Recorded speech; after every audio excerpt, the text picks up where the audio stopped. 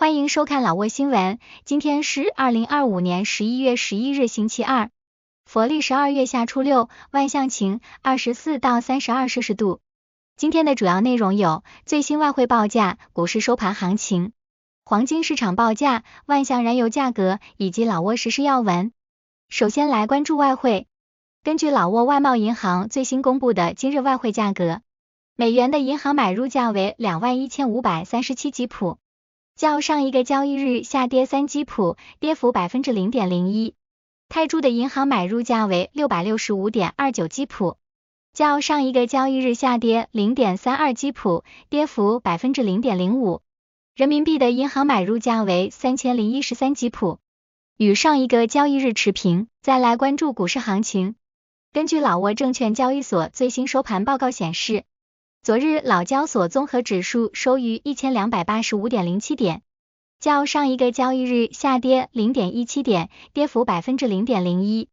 开盘 1285.07 点，最高 1289.81 点，最低 1262.08 点。成交量62万8700股，成交金额26亿0436万2000吉普。成交量最高的股票是联合发展银行，收盘价9000吉普，交易量23万4600股。其次是外贸银行和中老证券，成交额最高的股票是联合发展银行，收盘价9000吉普，交易额21亿1421万5000吉普。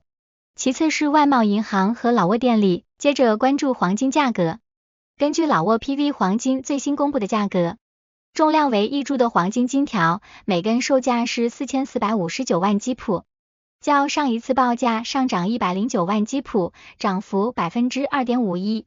然后关注今天的万象油价，今天万象10个加油站执行11月5日老挝工贸部公布的燃油价格，柴油每升19620吉普，普通汽油每升23660吉普，95号汽油每升28710吉普。接下来一起关注时事要闻。1. 第9届国会第10次会议隆重开幕。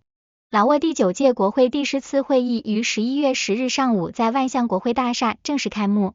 会议由老挝国会主席赛颂彭丰威汉主持，国家主席通伦西苏里等国家高级领导人以及国会议员出席。会议审议并原则通过了政府总理宋塞西潘敦提交的关于第9个5年计划及2025年社会经济发展和国家预算执行情况报告，以及关于第10个5年和2026年的社会经济发展和国家预算货币计划草案。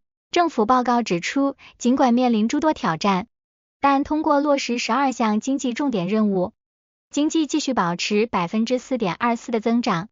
国会副主席宋马奔舍纳代表国会常委会发言，对政府工作表示赞扬，同时建议政府需着力解决一些尚未彻底解决的问题。2. 塞塔尼县启动灌溉系统及动物疫苗接种活动。万象市塞塔尼县农林与环境办公室于11月10日在拉夸村举行仪式，正式启动灌溉系统并进行动物疫苗接种活动，为旱季农业生产做准备。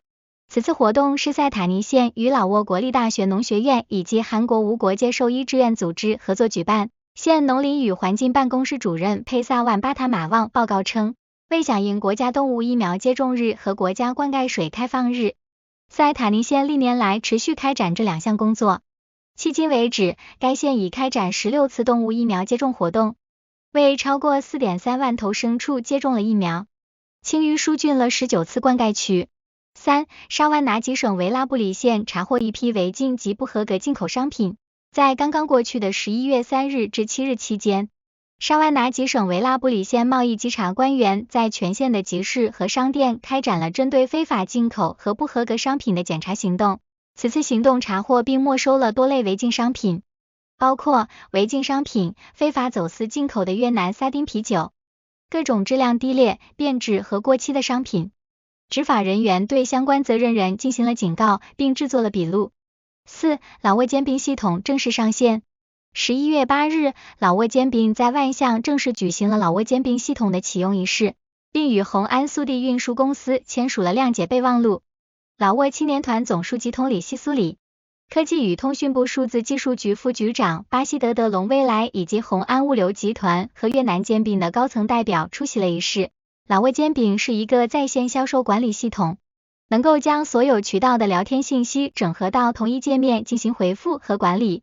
它具备监控聊天室、追踪管理员绩效、统计信息数据以及读取广告效果等功能。